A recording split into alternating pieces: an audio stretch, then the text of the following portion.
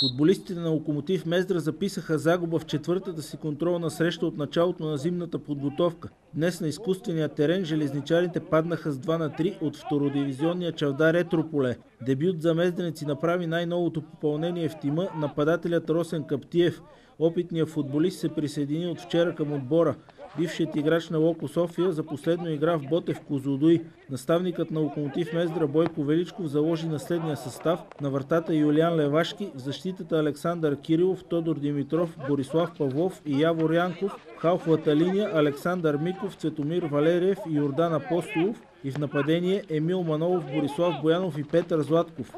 В игра влязоха още Стоян Стоянов, Пламен Ненов, Николай Ковачев, Росен Каптиев, Цветан Цветанов, Николай Велков, Борис Тончев, Камен Каменов, Цветко Иванов и Владимир Найденов. Двата отбора направиха равностоен двубой, като си разделиха по едно полувреме. През първата част по-активни бяха железничарите. Още в петата минута Петър Златков се откъсна само дясно, но стреля в страничната града. При първата си възможност обаче резултата откриха гостите. След грешка в отбраната на Локо, Етов излезна срещу вратаря Левашки и вкара за 0-1. В следващите минути изгодни положения за гол изпуснаха отново Златков и Миков. В 27-та минута резултата бе изравнен. Манолов проби отляво и стреля, вратаря Орлинов отби топката, но тя попадна в Миков, който със силен удар изравни. Второто полувреме, в което двамата треньори направиха много смени, футболистите от Етрополе започнаха по-активно и успяха да отбележат 2 гола. В 56-та минута след много неразбирателство в мездренската отбрана, бразилецът Диего сам срещу вратаря Стоянов вкара за 1-2. 10 минути по-късно след пробив отляво и центриране в пеналта на домакините, Григоров с глава покачи на 1-3. В 70-та минута Цветанов посрещна една отбита от вратаря топка и с удар от границата на пеналта оформи крайния резултат 2-3.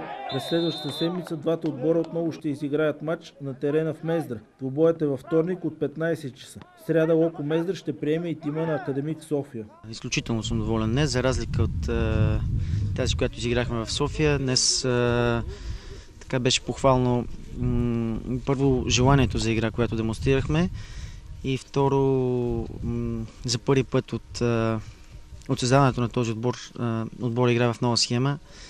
Играхме с 3 човека в средата на терена и 3 напред, нещо, което така тепърва трябва да усъвършенстваме, но като идея, като замисъл, това, което исках, съм доволен, защото според мен отбор по този начин стои по-добре. За другата седмица какво предвижда, какви контроли? Живот и здраве, във вторник ще повторим тази контрола с Етрополе, в сряда ще играем с Академик София, двете контроли ще бъдат тук от 3 часа след обяд. В зависимост от метеорологичните условия не е изключено да изиграем трети матч, тъй като в игрови план изостава. Така, след тази проверка, ще има ли освободени от тези, които бяха на проби, или този етап остават всички? То вече има един освободен, който беше след матча с Левски. Хюсин Хасанов вече не е част от отбора.